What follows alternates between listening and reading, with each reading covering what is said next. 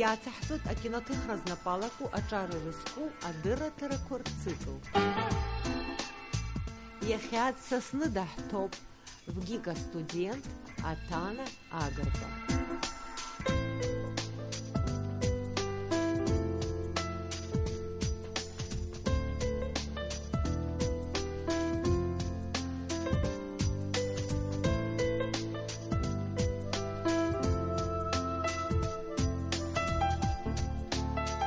Атана, тебя представлять не нужно. Ты не первый раз у меня в гостях, ты часто приезжаешь, ты что-то здесь снимаешь, это очень приятно. Я всегда в курсе, я слежу за тобой, мне интересно за тобой следить. Ты продолжаешь завоевывать пространство. Как появилась идея у тебя вообще уйти из документального кино? У вас же программа одна и та же, да? То есть практически... Не совсем все равно отличается немного программа, потому что Соловьева, она больше так концентрирует внимание, его методика больше на площадке театральной. Театральная площадка. И на самом деле, да, наверное, это стало такой мотивировкой для меня, как бы заняться именно игровым кино, перевестись именно в мастерскую Соловьева, потому что я не буду скрывать, после первых же занятий актерского мастерства у меня в мастерской, в документальной мастерской, я заболела театром, потому что ранее не знала вообще природы театра и не понимала ее, потому что я выросла в такой в поствоенном пространстве, в котором не было ни театра, никакой театральной жизни. Ты можешь как-то сама оформить свое желание? Вот почему тебе захотелось, мало того, что захотелось, надо еще было добиться того, чтобы это случилось. Это редкий случай, вот такие переводы. Да? Первое, почему тебе захотелось учиться на игровом кино, да, на параллельном курсе? Это был параллельный курс. У тебя довольно успешные шли дела в твоей мастерской, и, насколько я знаю, мастера вообще не хотели тебя отпускать оттуда. Я изначально была неравнодушна к театру. Ты говоришь сейчас о театре. Нет, тогда потому тебе в что ГИТИС надо было переводиться. Ну, на самом деле так и было, потому что Соловьев еще не практикует кино, понимаете, работы. Там ставят, пока что идут только площадки. А вдруг тебе захочется в ГИТИС перевестись? Ну, тогда я не знаю, буду переводиться. Ну, в принципе, у меня нет надобности переводиться в ГИТИС, потому что у Соловьева все 5 лет мы будем проходить площадку, и я думаю, что я буду иметь возможность как и воплощать свои идеи на площадке, так и в киноработах экранных. Насколько мне кажется, те киноработы, которые я видела, в них настолько четко чувствуется ощущение текстуры кино, пластического ряда. Я, насколько знаю, ты снимала сама много. Ты как рыба в воде, в текстуре кино. Спасибо. Это может быть коряво, с ошибками, еще как-то, но ты дышишь в кино. Наверное, это тебе так легко и просто, то есть это для тебя это вот нормально. И поэтому тебе хочется что-то другое совсем. Ты же ставишь себе постоянно какие-то для меня тоже барьеры. Да? И перевод в мастерскую Соловьева для меня изначально тоже было каким-то запретным плодом. То есть я думала, что это невозможно. Это за гранью фантастики, что понравится Соловьеву у меня вряд ли получится, потому что удивить такого человека уже очень сложно. Вот. И курс у него довольно-таки сильно мастерская, что актерская, у него режиссерская мастерская. Вот. И я понимала, что если я поставлю все-таки на эту цель перевестись к нему и буду что-то для этого делать, что мне придется хорошенько потрудиться. И это было, наверное, для себя такой вот задачей. Я очень люблю, у меня такая вот с детства, наверное, такая установка ставить себе какую-либо задачу, заранее понять, что это почти что невозможно добиться чего-либо, а потом уже начать семимильными шагами как-то двигаться к этому. Вот. И также было, наверное, Соловьевым подсознательно. Я как-то поставила себе цель сделать что-то, что, как мне говорили, за гранью фантастики. Честно говоря, я сама не верила, что у тебя это получится. Ты же сказала мне об этом, когда приехала снимать работу сюда. Да, просто это настолько избалованный уже человек. Да дело не в человеке, дело в в смысле тебе. В мастере. Дело в тебе, в том, что ты, зная все это, все равно пошла и все равно добилась, и все равно перевелась. Мне было очень тяжело, конечно, к нему идти. Не так, как казалось бы, что это очень просто, так преодолеваю какие-то барьеры. Эти барьеры я сама же себе создаю, как вы сказали, да, и казалось, может быть, кажется со стороны, что это очень просто, но мне каждый раз приходится преодолевать себе там какую-то неуверенность, наверное, чтобы... Я просто знаю, как ты тяжело готовилась к вступительным экзаменам по актерскому мастерству. Да, да, я Как очень тебе боялась было этого. тяжело читать репертуар, как тебе было готовить его тяжело. Ты, не переставая, меня уверяла, что у тебя ничего не получится, что актерство это не твое. И ты посмотри, это настолько тебя увлекло, у тебя это стало получаться, и ты решила в этом добиться какого-то совершенства, ты решила немножко покупаться в этом, да, зная, что Соловьев занимается площадкой 5 лет, ты решила какой-то кусок жизни вот посвятить тому, чтобы освоить и это пространство. Да, и, возможно, это тоже было одной из причин, почему я решила переводиться Решила, к да, Соловьеву. да.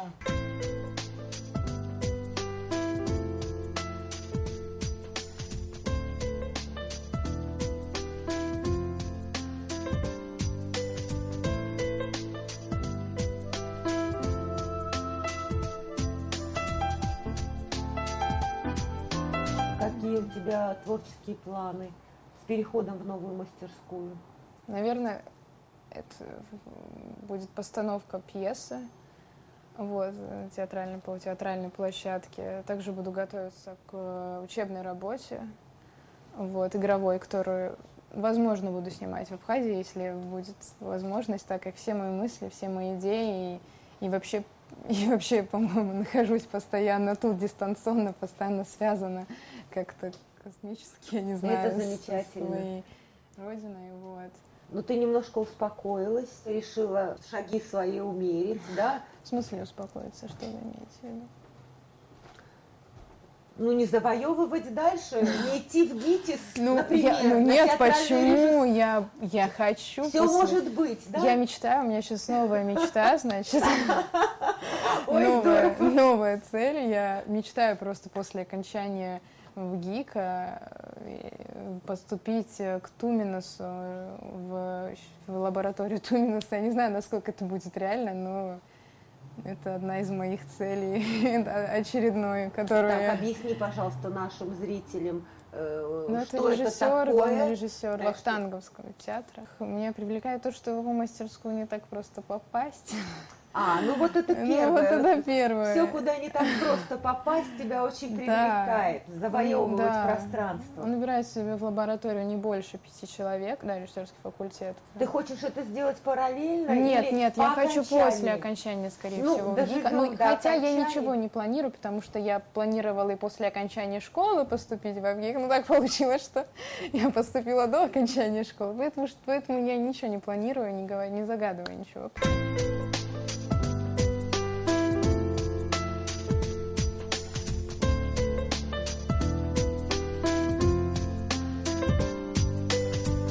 Давай поговорим о твоей документальной работе, очень успешной твоей первой работе, которую мы сегодня будем смотреть. Эта работа, ты правильно ее назвала, трагикомедия. История семьи, про которую ты снимала эту работу, она настолько тебя тронула и волновала, ты хотела сделать игровую картину. Да, и до сих пор хочу. У меня есть сценарий, который я откладываю, наверное, скорее всего, на дипломную работу. И я надеюсь, что у меня получится в дипломе осуществить все-таки, как-то воплотить этот сценарий. Несмотря на трагический конец, на все то, как в реальности эта история развивалась, и к чему она пришла, и вообще судьбу этой семьи я все равно хочу воплотить, но она, правда, будет отличаться немного. В сценарии, взяв за основу этих героев, да, сделала трагедию в конце. И главный герой моего сценария умирает в конце. И так получилось, что спустя, уже после того, как я воплотила, то есть свою документальную уже работу, она как-то стала перекликаться с тем сценарием, игровым сценарием, который я написала до съемок своего документального фильма. То есть ты как бы видела конец этой истории в своем игровом фильме, и жизнь тебе показала этот конец в реальности. Да. Тебе не страшно дальше возвращаться к этому? Поэтому я отложила на диплом. Если у меня будет желание на 5-м курсе как бы в дипломной работе подготовить этот фильм, то я буду. Ну, как бы я ничего не загадываю. Получится так, как получится. Но пока что я отошла, хочу отойти от этой работы, потому что она, не буду скрывать, была тяжелая именно не столько в организации этих съемок и проведений, сколько в моей психологической подготовке и к такой масштабной работе, которая получилась, да, и столько последствия всей этой истории повлияли на меня, на мою жизнь, можно сказать, какой-то степени, что она... Может быть, ты захотела уйти в игровое кино? Да, возможно, кстати, да. Я думаю, что подсознательно у меня еще одна причина. Я говорю, все эти причины, почему я перевелась на игровой, мне кажется, они на самом деле находятся где-то под коркой. Потому что я не могу определенно сказать, но это как-то интуитивно, вот по наитию я знаю, что мне нужно, что я хочу игровой сейчас, или хотя бы на данном этапе, потому что эта работа, я не буду скрывать, она меня немного напугала. Напугала меня сама жизнь, и смысл жизни в том смысле, что того, как она может развиться, потому что я не представляла, что история может иметь такой оборот. Получилось, что это гениальная драматургия, то есть история сама по себе в жизни завершилась. Сама жизнь. Сама жизнь, то есть она ее сама завершила, понимаете, эта история. Завершила трагически. Драматургически вот просто эта точка вот есть в этом фильме, при том, что это сама жизнь. И вот это меня и пугает, понимаете, что я боюсь теперь уже браться за такие документальные истории. Многие режиссеры, такие как, например, Кшиштоф Кислевский, ушли из документального кино, именно, я думаю, вот по этой причине. Возможно, да. Это потому что очень. Писать жизнь красками самой жизни оказывается не под силу человеку. Жизни, которую пишет провидение, Бог. Да. Потому что мы имеем дело с самой жизнью, а не имитацией другой жизни, а не реконструкцией какой-то эпизода из жизни, допустим, да, как это в игровом кино.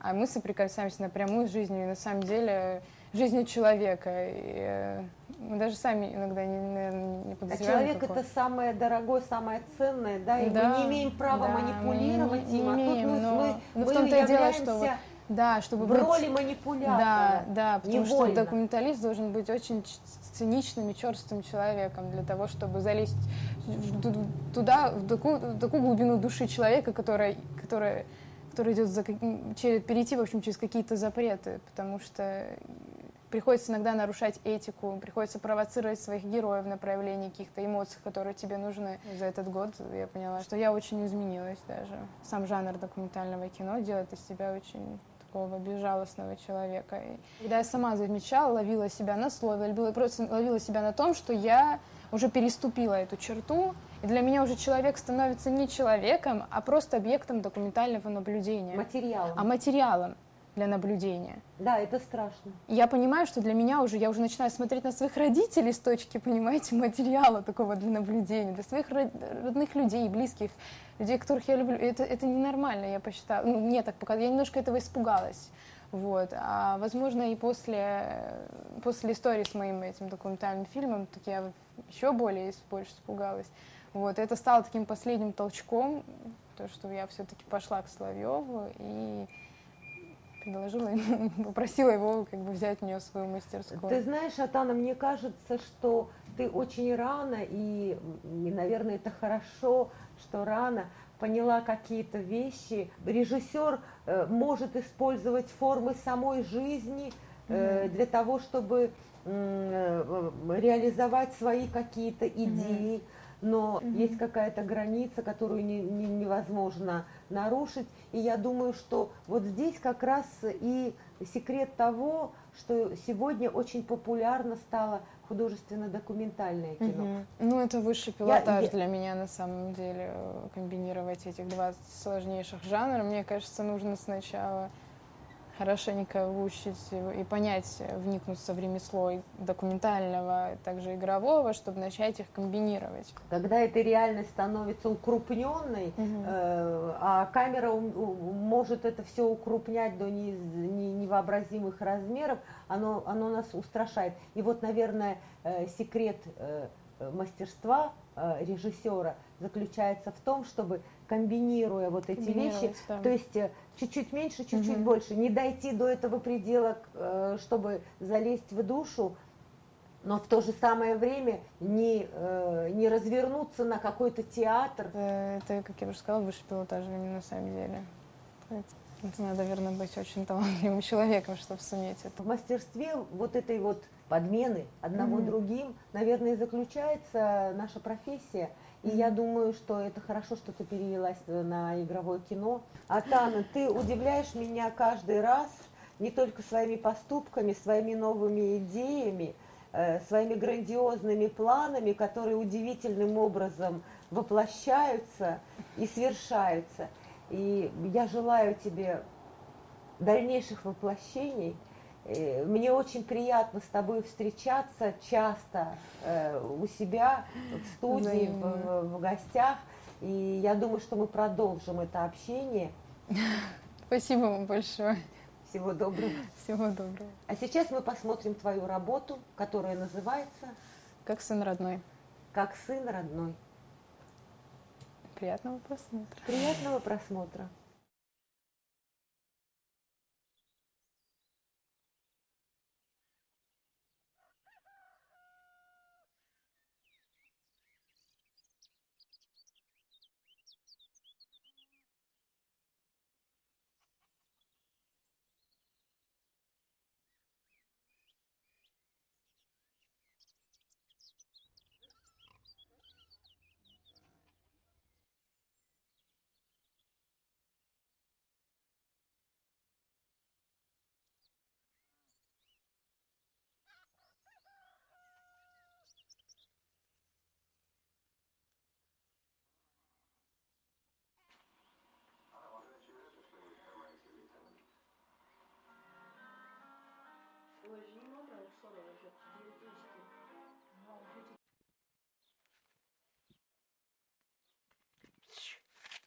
Привет. Мама. Это папик ему приучил кукурузу, давал этот, давал. Тебя убью сейчас за это. Дениска, устала, ма? А? Ну, крепи,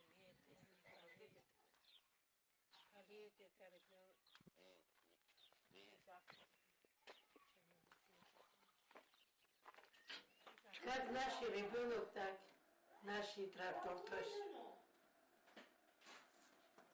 Акшина, уйти uzvar.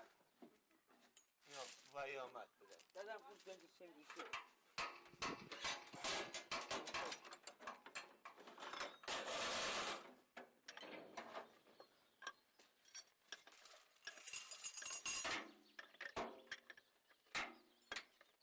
Сходим, придет, разберет вас.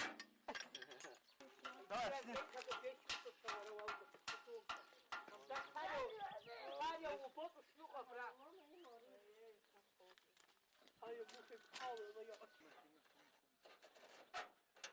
Сцепление у него. Мама, когда был? Что? Катал. Да? Деньги хоть. Трепа. И бахан.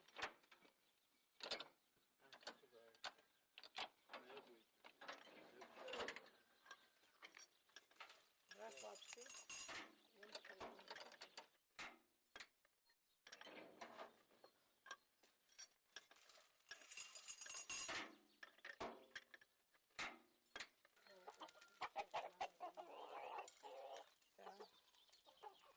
Купать нельзя ее, как пойдет хозяйственное мыло. Сюда дай тихо, не упади. Накормила ты всех курей?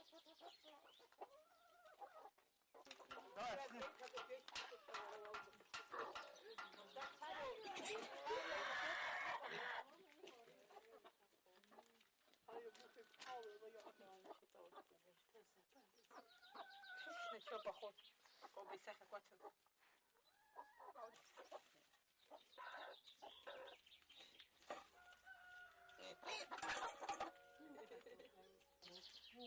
Он Данилда, улицу Кальвина, полисать на Кальвина. Ой, что он делает? Твоя хрюшка, смотри, что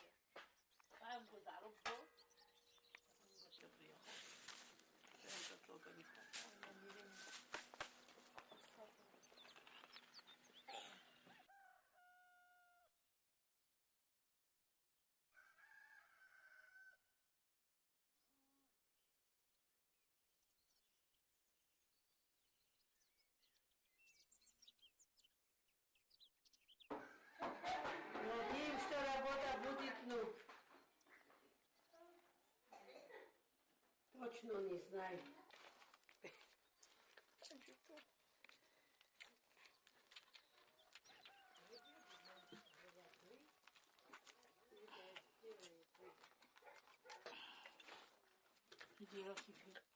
Строится трактор. И он пашет не как все, он пашет очень хорошо. За это все к нему идут. Бака моя.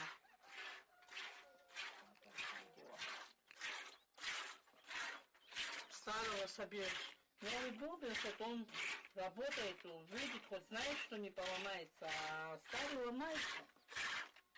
И он добивается, чтобы он работал. Старые запчасти, старыми запчастями ничего не сделаешь. Старыми запчастями ничего не выходит. 16 лет только трактора научился, он-то и вот это он любит, и мы тоже уже прожить тут без трактора не можем.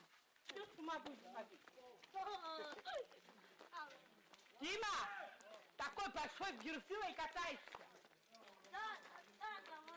Двухметровый. Тихо. А ну давай, заходи.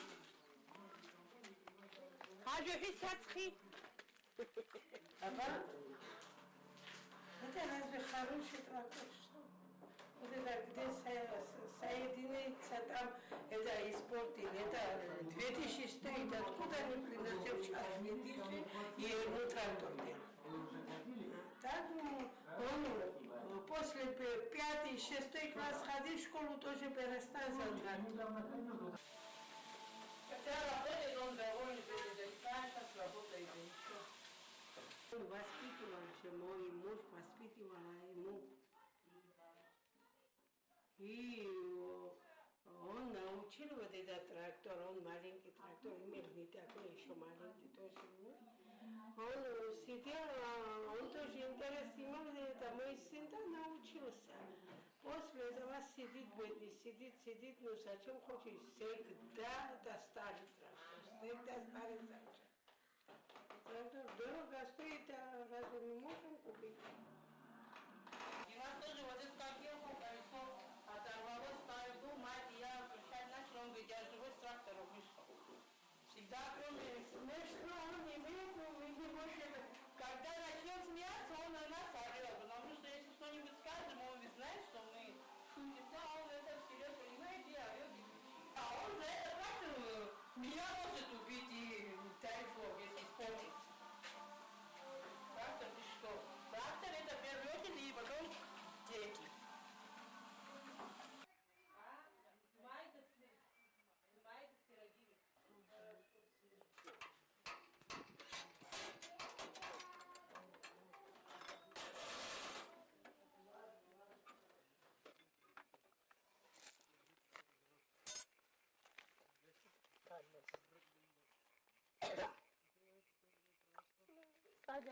Mama, почему бабаса? Который.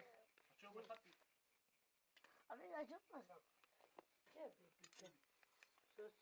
Дима, он бегал. Спать хочет моя девочка, спать хочет. Как назовем трактор, не знаю. Старый старик.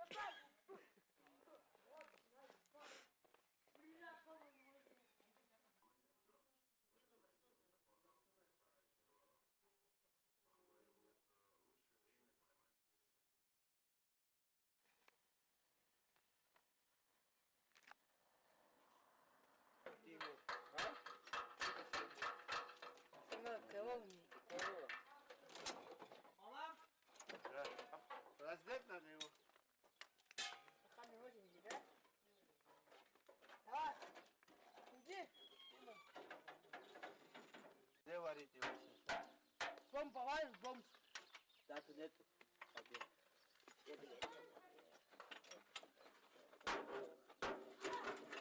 Так все на один день пошел работать. На один день пошел. Да, не договаривай.